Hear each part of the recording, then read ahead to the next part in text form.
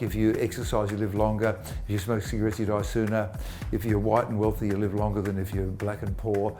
And if you drink coffee, you live longer. But it's not based on a proper double-blind, controlled, crossover, randomised, blah, blah study. Because you can't do that to human. Well, you can in North Korea, but nowhere else really. G'day, I'm Karl, otherwise known as Dr. Karl. Proper title, Lord and Master of Time and Space, but nobody gives me no respect so more. So I'm just plain old Dr. Karl, and I'm here to shamelessly promote my 48th book, which is a memoir, which I didn't really want to write, but they forced me into it on the grounds that I'd signed the contract accidentally. I felt very awkward writing it. Memory is fallible, but it has elements of truth.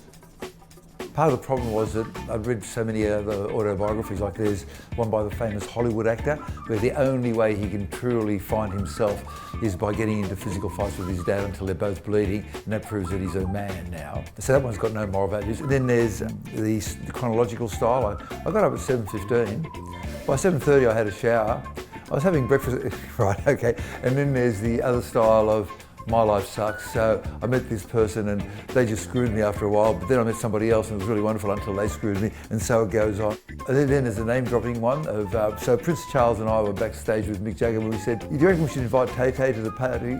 So I tried to avoid all of those and come out with interesting stories that had a moral value in them. If you're optimistic, all the psychological studies show it, you'll get through a messy situation better than if you're not optimistic. You get that in the book where I get all my moral values from, The Godfather by Mario Puzo, where they've got the phrase, it is what it is.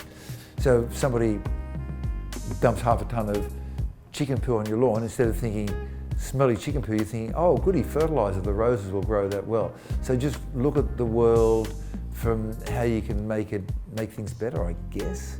Sometimes people spend a lot of energy trying to change that which is unchangeable, and it's admirable, but on the other hand, it can lead to frustration. So then if you're sort of optimistic, if you realise what you can change and what you can't change, then you're optimistic that at least you can change one thing. And so in there I talk about my father, who was possibly at a low stage in his life, having escaped from 2 Russian concentration camps, and then being dobbed into the Nazis by his girlfriend, and then another concentration camp, and his job was picking up dead Jews who'd just been gassed to death half an hour earlier, and then carrying them along to be where they'd be burnt, which, as you can imagine, is a very depressing thing to be involved with, especially if you know that it's got to happen to you. When you get not strong enough to carry dead people anymore, they'll kill you. And so he's carrying this dead guy on his shoulders, and the head's just over here, and he's feeling, my life's not that good. And then the head starts going this way, that way, and in his head, he hears a cuckoo going, cuckoo, cuckoo, and he starts laughing.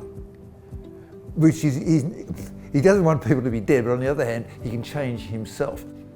So this is the other niece. Oh wow, you can hear the difference in the sound. So half a decade later, my father's working in Wollongong, south of Sydney, and because he can speak 12 languages, he's involved with hiring people. And there's all these migrants coming across after the war, speaking different languages, so he could speak 12 languages, so he was, a good fit for that job. And then comes this guy, whom he recognises as being an especially brutal concentration camp guard who had beaten up my father and who had killed one of my father's friends. And so my father said nothing and just sort of went through the whole thing in English and said, yeah, okay, you can start on Monday. And then he said to this guy, in German, I see you now and I see you back then from what you did in the Sachsenhausen concentration camp, yes, etc. And he just stopped. And the guy went, and he just collapsed. I mean, he'd been busted. He was now officially a war criminal. And then he said, what are you going to do? And my father said, nothing. It'll be our secret. You'll never tell anybody and I'll never tell anybody. And the guy said, why? And he said, well, it's not for you, but it's for your family.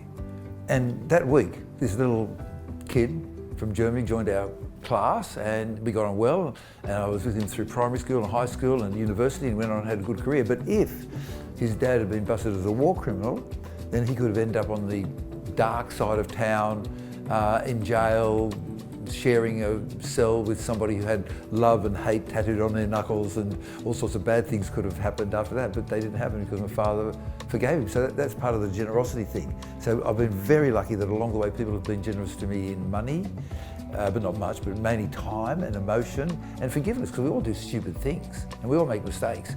And so forgiving is part of generosity. I've been very lucky that people have forgiven me for the stupid things I've done along the way. I've done many stupid things. I used to be shy at talking to people, so at that stage I was going through the failed at being a scientist, failed at being an academic. I'll go through filmmaking, failed at that, but then I had to get some money, so I was a taxi driver, and I was pretty good at that, but accidentally I got into relationship advice, where this couple came into my car, and they just were talking away, but not that happily, and being a taxi driver I had to keep my eyes on the road, and I didn't have to make eye contact with them, so that way I didn't feel shy, and it was night time, so I'm just staring out the front of the cab, I'm just listening, and I'm thinking, wow, they're not really talking with each other, they're sort of orthogonal or at right angles to each other, not crossing. And there's a bit of a break, and I said, yeah, from listening to you guys, I kind of think that you guys sort of really aren't connecting and maybe you should break up. And the guy went, oh no, Rachel loves me. And at the same time she said, Rodney, I've been wanting to talk to you. and she went through how she wanted to break up with him, and mate, I didn't get a tip. This has been Dr. Karl, but strictly speaking, I'm still Dr. Karl because it wasn't as though my identity changed with time. So that has been, and this is, and probably will be, Dr. Karl. I think I've got it obsessively correct. Did I miss out any possible permutation in a matrix there? Most people never learn this in their whole lives. Never have sex with anybody who has more problems than you do. The sex is great, but you pay for it. That's a free message. I hope it saves some time for somebody.